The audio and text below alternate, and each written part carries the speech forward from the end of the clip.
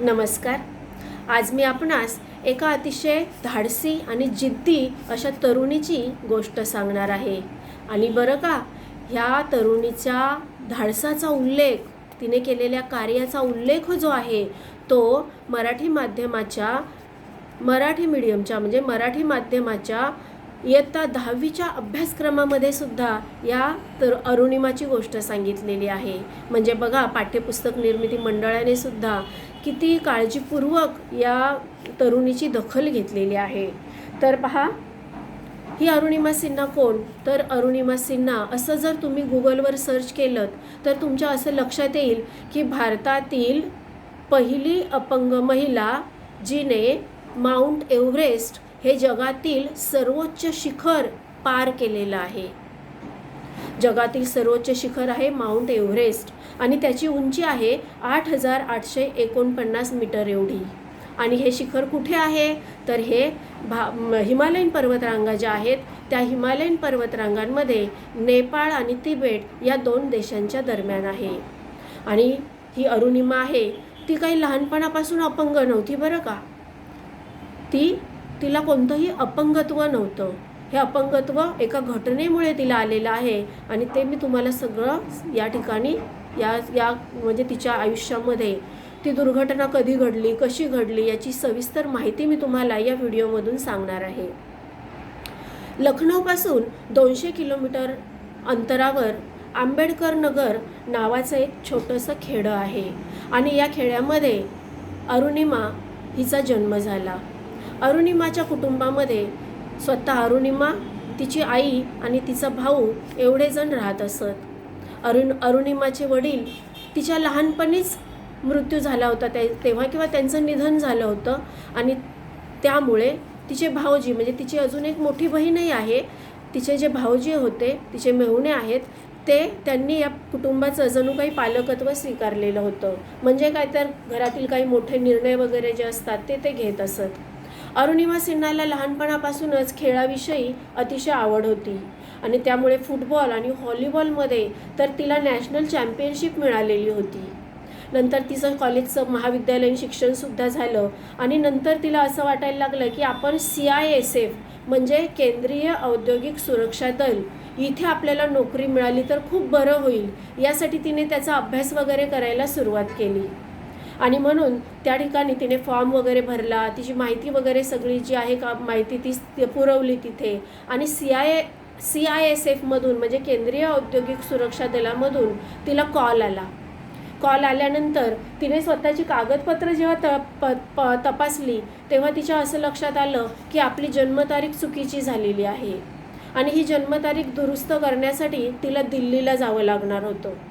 आता दिल्लीला जायचं म्हणजे लखनौपासून एकतर 200 किलोमीटरवर अंतरावर तिचं गाव, मग त्या गावातून लखनौला यायचं म्हणजे 200 किलोमीटर अंतर जे आहे ते पार करायचं. मग तेवढं अंतर ती आली आणि नंतर दिल्लीला येण्यासाठी लखनौपासून तिने काय केलं तर दिल्लीपर्यंत येण्यासाठी पद्मावती एक्सप्रेस आहे त्या पद्मावती एक्सप्रेसचं तिने तिकीट अगोदरच काढून ठेवलेलं होतं आणि त्या पद्मावती एक्सप्रेसची रेल्वे आहे ती एक्सप्रेस आहे ती दिल्लीच्या लोहमार्गावर रेल्वे स्टेशनवर ज्या ठिकाणी येते तिथे ती गेली. तिथे गेल्यानंतर त्या रेल्वे स्टेशनवर भयानक अशी गर्दी होती, परंतु त्या गर्दीला सुद्धा पार करत त्या गर्दीमधून कसा तरी मार्ग काढत अरुणिमा एकदाची रेल्वे डब्यामध्ये बसली.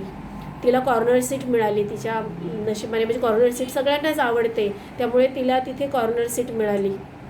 आजूबाजूला सुद्धा आपापल्या सीटवर लोक बसलेली होती. रात्र झाली आणि रात्र झाल्यानंतर तिच्या अरुणिमाच्या लक्षात आलं की 4 तरुण दरवाजाच्या इथे उभे होते आणि त्यांचं सगळं लक्ष अरुणिमाकडे होतं. नंतर तिने पुन्हा एकदा त्यांच्याकडे पाहिलं तेव्हा तिच्या लक्षात आलं की हे 4 तरुण आहेत, त्यांचं सगळं लक्ष कुठे आहे तर आपल्या गळ्यातल्या चेनकडे आहे.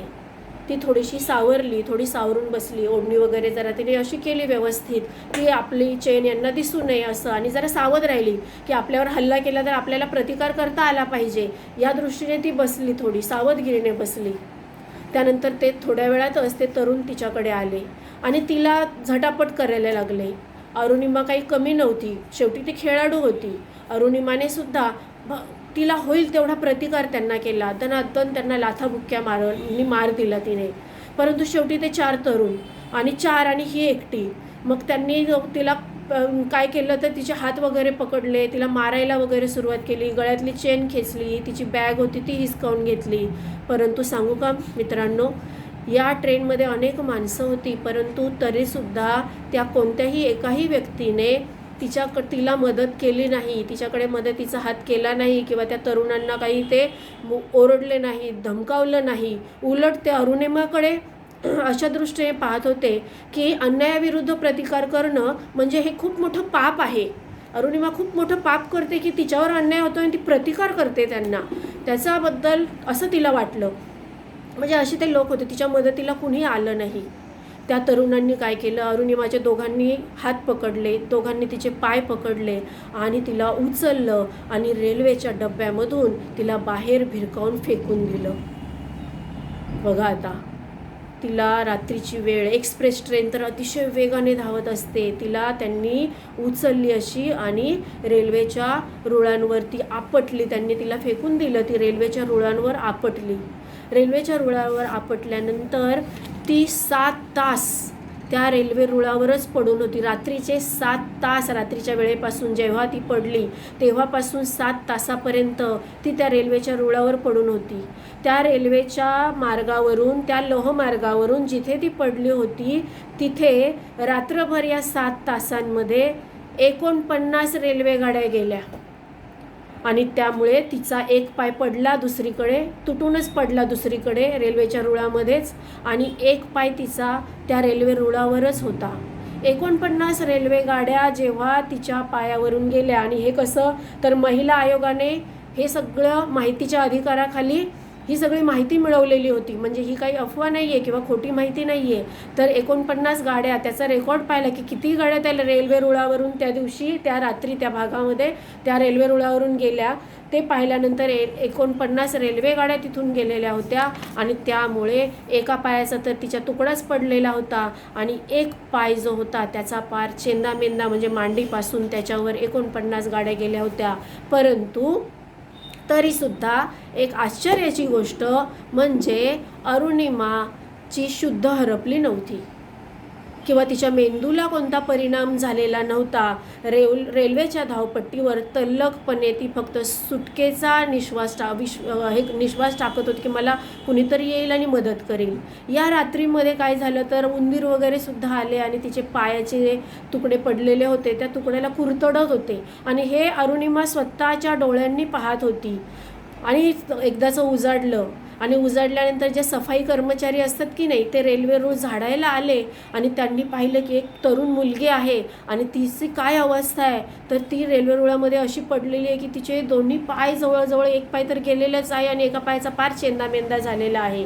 ते त्यांनी पाहिलं. त्यांनी लगेच मग त्यांच्या मुख्य ऑफिसला वगैरे कळवलं, त्यानंतर पोलीस स्टेशनला कळवलं.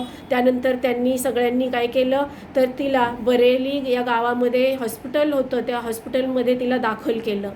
बरेलीमध्ये दाखल केल्यानंतर त्या बरेलीच्या हॉस्पिटलमध्ये भूलतज्ञ नव्हता आणि रक्ताचा सुद्धा अतिशय कमी पुरवठा होता की तिला पुरणारच नाही ते रक्त, एवढं रक्त होतं. डॉक्टरांनी तिला थोडासा आधार देण्याचा प्रयत्न केला की भूलतज्ञ अजून नाही आहे, येऊ शकत नाही वगैरे. तेव्हा अरुणिमा त्यांना काय म्हणाली, तिथल्या डॉक्टरांना म्हणाली की तुम्ही काही काळजी करू नका, मी एवढं सहन केलं, एवढं मी माझ्या पायाचा चेंदामेंदा होईपर्यंतचं मी सहन केलेलं आहे, त्यामुळे तुम्ही आता ऑपरेशन बिंदास करा, मला बेशुद्ध करण्याची काहीही आवश्यकता नाही. आणि त्या डॉक्टर आणि तिथले जे कर्मचारी होते त्यांनी स्वतः तिला रक्तदान केलं की तिला तिच्या ग्रुपशी मिळणारा ज्यांचा ब्लड ग्रुप आहे त्यांनी तिला रक्त तिथे दिलं. ते पिशवी त्यांनी तयार केली, त्याचं सगळं परीक्षण वगैरे करून आणि तिला तिथे रक्ताचा पुरवठा केला. आणि बेशुद्धावस्थेमध्ये नसताना, शुद्धीवर असताना अरुणिमाचं ऑपरेशन त्या ठिकाणी करण्यात आलं. आणि ही शस्त्रक्रिया केल्यानंतर नंतर तिला मग एम्स हॉस्पिटलमध्ये सुद्धा भरती केलं, दिल्लीच्या एम्स हॉस्पिटलमध्ये भरती केलं. आणि त्यानंतर एवढं म्हणजे एखादा हा पाय तुटला आहे किंवा त्याचं ऑपरेशन झालं आहे, एखादा हात गेला आहे कामातून त्याचं ऑपरेशन झालं तरीसुद्धा महिनोन्महिने लोक बेडवर पडून राहतात. परंतु अरुणिमा जी आहे ती दुसऱ्याच दिवशी ऑपरेशन झाल्यानंतर उठून उभी राहिली. पहा तिची जिद्द. ती ऑपरेशनच्या त्या हॉस्पिटलमध्ये रुग्णालयामध्ये पडून असताना पेपरमध्ये मीडियावर वगैरे लगेच पत्रकारांनी आले, तिथे पाहिले, फोटो काढले वगैरे सगळं काही झालं. मीडियामध्ये लगेच चॅनलवर बातम्या, न्यूजपेपरमध्ये बातम्या यायला लागल्या वर्तमानपत्रांमधून की अरुणिमा सिन्हा ही भ्रमिष्ठ झाली म्हणून तिने असं केलं, अरुणिमा सिन्हा हिने आत्महत्या केली, अशा बातम्या यायला लागल्या. कुणी म्हणाल्या वर्तमानपत्रामध्ये किंवा कोणत्या टी व्ही चॅनलवर अशा बातम्या यायला लागल्या की अरुणिमा सिन्हा ही रेल्वेचं तिकीट तिच्याकडे नव्हतं, म्हणजे विदाऊट तिकीट प्रवास करत होती आणि म्हणून तिने TC आला तिकीट तपासायला आणि मग तिने उडी मारली. अशा अफवा पसरल्या. अरुणिमा म्हणते की मला ज्या जखमा झाल्या त्या जखमांपेक्षा, माझ्या शरीरावरच्या जखमांपेक्षा मला ज्या मानसिक जखमा झाल्या की लोकांनी खोटे उडवलेले जे वावडे होते त्याच्या तिला मानसिक वेदना जास्त जाणवल्या, असं अरुणिमा म्हणते. म्हणजे शारीरिक वेदना निदान भरून निघतात, परंतु मानसिक वेदना भरण्यासाठी मात्र फार वेळ लागतो. आणि ही अरुणिमा सिन्हा आहे, ही बेडवर पडून होती. तेव्हा तिने मग मनाशी निश्चय केला की या लोकांची तोंड बंद करायची असतील तर मला एक गोष्ट करायला पाहिजे. मग तिने पत्रकार परिषदा वगैरे जेव्हा भरल्या तेव्हा तिने सांगितलं की मला माउंट एव्हरेस्ट हे शिखर सर करायचे, म्हणजे चढायचं आहे आणि माझ्या भारताचा तिरंगी झेंडा जो आहे तो तिथे फडकवायचा आहे. हे काय केलं, तिचं ध्येय तिने निश्चयच केला की मला हे करून दाखवायचंच आहे आणि तिने जिद्द पत्करली. तेव्हासुद्धा अरुणिमाच्या डोक्यावरच परिणाम झालेला आहे, म्हणून ती असं बोलते, शक्य आहे का 2 पायाने अपंग असलेली मुलगी आहे, तरुणी आहे आणि ती माउंट एव्हरेस्ट सर करणार आहे का? अशा प्रकारे अनेक प्रकारच्या अफवा, अनेक प्रकारच्या वाईट साईट बातम्या ज्या आहेत तिच्याबद्दल पसरवल्या गेल्या. परंतु अरुणिमाने त्या कोणत्याही गोष्टीकडे लक्ष दिलं नाही. ती थोडी बरी झाल्यानंतर तिचे भाऊजी, ज्यांना ती भाईसाहेब म्हणत असे, ते आणि अरुणिमा बचेंद्री पाल यांच्याकडे गेले. बचेंद्री पाल या कोण आहेत तर बचेंद्री पाल या माउंट एव्हरेस्ट सर करणाऱ्या पहिल्या महिला आहेत. त्यांच्याकडे त्या गेल्या आणि त्यांच्याकडे गेल्यानंतर त्यांनी आपलं ध्येय त्यांना सादर केलं किंवा त्यांचं ध्येय त्यांना सांगितलं की मला माउंट एव्हरेस्ट सर करायचं आहे. तेव्हा त्यांनी त्यांना प्रोत्साहन दिलं. पहा, मोठी माणसं प्रोत्साहन देत असतात नेहमी दुसऱ्यांना आणि अनुभवातून ते गेलेले असतात, ते कमी लेखत नाहीत. आणि त्यांनी त्यांना प्रोत्साहन दिलं आणि त्या म्हणाल्या की अरुणिमा, तू अशा परिस्थितीमध्ये एवढा मोठा निर्णय घेतला आहेस, म्हणजे तुला ठाऊक आहे का, तू तुझ्या मनाच्या आतलं जे शिखर आहे की नाही माउंट एव्हरेस्ट, ते कधीच सर केलेलं आहेस, ते कधीच तू चढलेली आहेस, परंतु आता फक्त तुला शारीरिक दृष्टीने स्वतः फिजिकली तुला ते शिखर सर करायचं आहे किंवा पार करायचं आहे. त्यानंतर मग अरुणिमाने जिद्द केली होती. मग बचेंद्री पाल यांच्याकडून त्यांनी सगळी माहिती करून घेतली की कुठे जावं लागेल, कुठे ट्रेनिंग घ्यावं लागेल, कोणती पेपर्स वगैरे कागदपत्र लागतात, ही सगळी माहिती घेतली आणि दिल्ली येथील नेहरू गिरिभ्रमण प्रशिक्षण केंद्र, जे आशिया खंडातील सगळ्यात मोठं आणि नावाजलेलं प्रशिक्षण केंद्र आहे की ज्या ठिकाणी गिर्यारोहण ज्यांना करायचं आहे, गिर्यारोहकांना ट्रेनिंग देण्याचं ते सेंटर आहे. तिथे तिने ॲडमिशन घेतलं. तिथे ॲडमिशन घेतल्यानंतर तिला सगळं शिकवलं गेलं की सुरुवातीला आधी साधे डोंगर वगैरे चढायला लावणं, नंतर मोठमोठे पर्वत, मग ते उंचीनुसार जास्तीत जास्त पर्वत चढायला लावणं. ही जवळजवळ 1.5 वर्ष तिचं त्या ठिकाणी ट्रेनिंग चालू होतं आणि आता तिला चांगला आत्मविश्वास आलेला होता की आपण माउंट एव्हरेस्टसुद्धा चढू. शेवटी ती वेळ आली, माउंट एव्हरेस्ट सर करण्याची वेळ आली. सगळीकडे बातम्या, वृत्तपत्र, TV चॅनल्स वगैरे सगळीकडे ती माहिती पुरवण्यात आली की अपंग महिला आहे, अरुणिमा सिन्हा आहे आणि ती आता माउंट एव्हरेस्ट सर करणार आहे. तिच्यासाठी एक शेर्पा म्हणून तिच्यासोबत दिलेले होते. ते गिर्यारोहकांबरोबर असतात की त्यांना जर काही मध्ये अडचण वगैरे आली तर त्यांना थोडंसं मार्गदर्शन करण्यासाठी. आणि हे 52 दिवसांचा हा रोमांचकारी अनुभव होता. जवळजवळ 52 दिवस तिला या ठिकाणी माउंट एव्हरेस्ट सर करण्यासाठी लागलेले होते. प्रत्येक गिर्यारोहकाला शिखरापर्यंत पोहोचण्याआधी थोडेसे 4 बेस कॅम्प्स करावे लागतात, ते सुद्धा तिने केले. आणि त्यानंतर तिला जेव्हा तिची सुरुवात झाली तेव्हा तिच्याबरोबर शेर्पा होते. ते शेर्पांना थोडीशी भीती वाटायची की ते तिला सारखे असं म्हणायचे की तू सांभाळून नको, नंतरसुद्धा तुला करता येईल सर, तू नाही केलास, नाही हा निर्णय घेतलास तरी चालेल, परंतु ते म्हणाले की नाही, मला माउंट एव्हरेस्ट सर करायचाच आहे, ही माझी जिद्द आहे. आणि मग तिने पहिला टप्पा पार केला. पहिला टप्पा पार केला तर पहिला टप्पा पार करताना तिला अडचणी आल्या, कारण तिच्या घोट्यामध्ये जी वाटी बसवलेली होती की नाही ऑपरेशनमध्ये, मांडीच्या पासूनचं हाड तिचं कापलेलं होतं आणि नंतर तिला रॉड वगैरे बसवलेले होते तिच्या पायामध्ये, आणि जी वाटी जी होती ती बसवलेली ती सर करायला गेली ती वाटी फिरायची पायामधली, आणि त्याच्यामुळे तिचे जे बूट होते त्या बुटामधून काय व्हायचं, आणि एक पाय तर तिला कृत्रिम बसवलेला होता आणि दुसऱ्या पायामध्ये रॉड वगैरे होते, आणि मग तिला तर ते सर करताना काय व्हायचं तर ती वाटी हलायची, आणि मग वाटी हल्ल्यामुळे काय व्हायचं तर तो स्टीलचा रॉड हा थोडा हल्ला जायचा आणि तिला आधार मिळायचा नाही, आणि ते मग चढताना तिला, आणि मग काय व्हायचं दुसरा पाय टाकला की दुसऱ्या पायामधून काय होतं, त्या गुडघ्यामधून मग काय जो मांसल भाग असतो की नाही तिथे खूप वेदना व्हायच्या, आणि खूप वेदना झाल्यानंतर त्याच्यातून रक्त यायचं, तरीसुद्धा अरुणिमाने त्याच्याकडे सुद्धा लक्ष दिलं नाही, आणि ती आपली सर करतच होती. त्याला पाहून शेर्पाला खूप वाईट वाटत होतं भयानक, परंतु तो आता तिच्या जिद्दीपुढे करणार काय. आणि शेवटी पहिला टप्पा तिने सर केला, दुसरा टप्पा तिने सर केला, आणि तिसरा टप्पा आहे त्या टप्प्याला नाव काय माहिती आहे, त्या टप्प्याला नाव आहे की डेथ झोन, म्हणजे मृत्यूचा झोन आहे तो रस्ता जो होता वर सर करण्याचा, त्या ठिकाणी बहुतेकांचे मृत्यू व्हायचे, कारण तिथे ऑक्सिजनचा पुरेसा पुरवठा होत नसे, आणि काही जणांच्या जवळचं ऑक्सिजनसुद्धा तेव्हा संपलं जायचं, कारण तिथपर्यंत ते ऑक्सिजन पुरतंय न पुरतंय अशी गोष्ट व्हायची ती. आणि जिकडे तिने पाहिलं इकडे तिकडे तो सर करताना तर जिकडे तिकडे मृत्यूचे खच पडलेले होते, आणि तिने पाहिल्यानंतर तिथे पुढे थोडीशी वर अजून चढली तर बघितलं तिने तर तिच्याबरोबर एक गिर्यारोहक होता, बांगलादेशी होता, आणि रात्री तिने त्याच्याबरोबर गप्पा वगैरे मारलेल्या होत्या, तिच्यासोबत तो चढत होता, चढता चढता त्यांनी एकमेकांशी गप्पा मारलेल्या होत्या, आणि त्याचा मृतदेह तिने तिथे पाहिला. तेव्हा थोडंसं तिला भीती वाटली, पण तिने काय म्हटलं, मनाशी काय पक्क केलं की नाही, नाव ऑर नेव्हर, म्हणजे काय, नाव म्हणजे आत्ता किंवा मग कधीच नाही.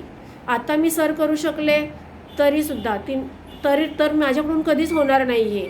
बरं, मी अशी चढता मृत्यू पावले किंवा न चढता मृत्यू पावले तरी सारखंच होणार, कारण न चढता मी खाली उतरले तर माझा मृत्यू होणार, कारण मी निराश होणार, नैराश्य मला येणार आणि माझा मृत्यू होणार. त्याच्यापेक्षा चढता मृत्यू आला तर त्याच्यात काय वाईट असं तिला वाटलं, आणि मग ती पुढे चढतच राहिली. तिचा ऑक्सिजन संपत आला. शेर्पा म्हणाला की अरुणिमा मागे फिर, परंतु तिने ऐकलं नाही. शेवटी गेली, आणि मग थोडासा तिचा ऑक्सिजन होता तो शिल्लक होता, आणि शेवटी वरच्या टप्प्यात गेली, एकदम शिखराच्या उंच टोकावर गेली, सर्वोच्च टोकावर गेली, आणि मग तिने काय केलं तर मास्क जो होता ना ऑक्सिजनचा, तो ऑक्सिजनचा मास्क तिने बाजूला केला, तो सिलेंडर एका बाजूला फेकून दिला, आणि झेंडा तिच्याकडे होता तो झेंडा तिने याच्या बॅगेतून काढला, आणि तो झेंडा तिने कुठे तो झेंडा जो आहे तुने फडकवला. कुठे फडकवला? माउंट एव्हरेस्ट, जगातील सर्वोच्च शिखर, तिथे तिने झेंडा फडकवला. अरुणिमा विजयी झाली. अरुणिमा या ठिकाणी विजयी झाली. सगळीकडे लगेच शेर्पाला तिने सांगितलं, शेर्पा लवकर फोटो आणि व्हिडिओ काढ. मग शेर्पाने तिचे लगेच व्हिडिओ काढले, व्हिडिओची 1-2 क्लिप काढल्या, तिचे फोटो वगैरे तिने या झेंडा फडकवतानाचे फोटो वगैरे काढले. अशी म्हणजे काय. आणि नंतर आता ती चढली.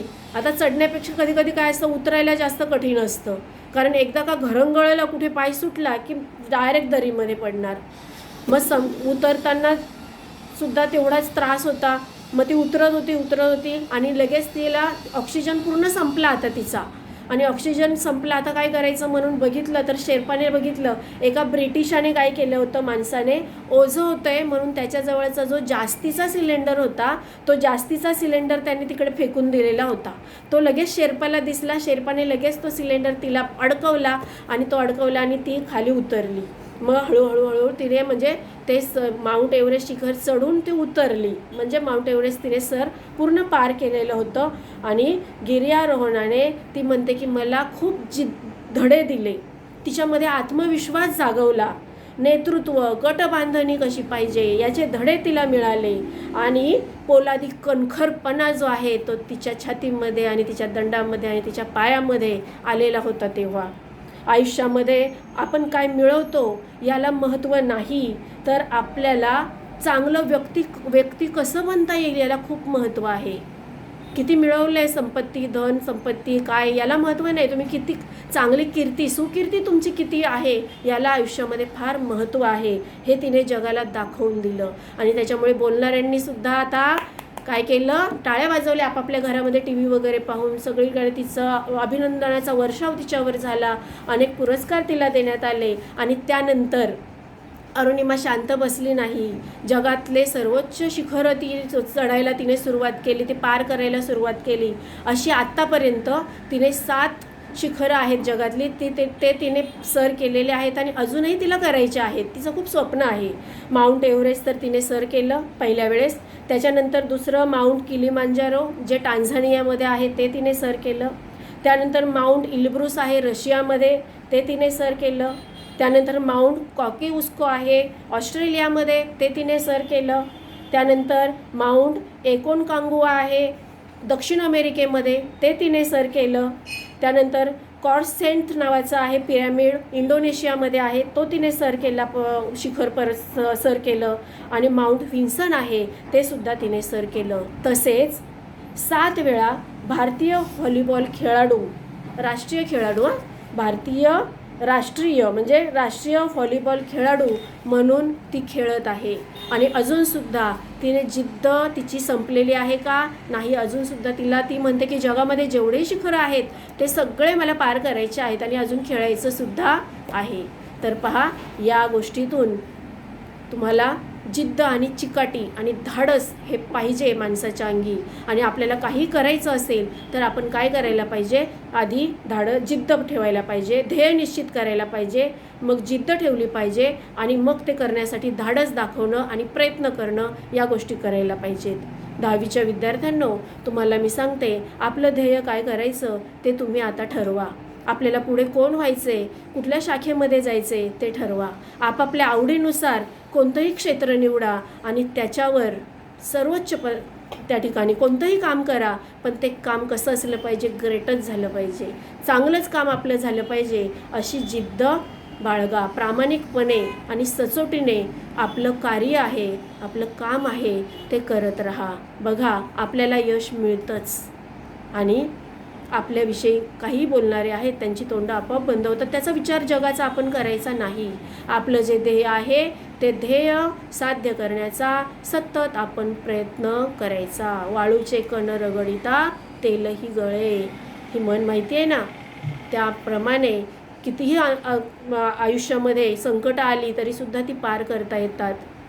जगामध्ये अशी कोणतीही गोष्ट नाही की ती आपल्या माणसाला करता येणार नाही. सगळ्या गोष्टी बघा कुठपर्यंत आपल्याला अवकाशामधले शोध आपल्याला लागले आहेत. चंद्रावर जाऊन माणूस बसलेला आहे. मंगळावरचे मंगळ ग्रहावर लोक जात आहेत. पाताळामध्ये काय आहे त्याचा शोध लावलेला आहे. आणि मग काय, भूमी आहे, पाताळ आहे, अवकाश आहे, सगळीकडे माणसाने काय केलं आहे तर आपल्या भारतीयांनी सगळीकडे पराक्रम करून दाखवलेले आहेत.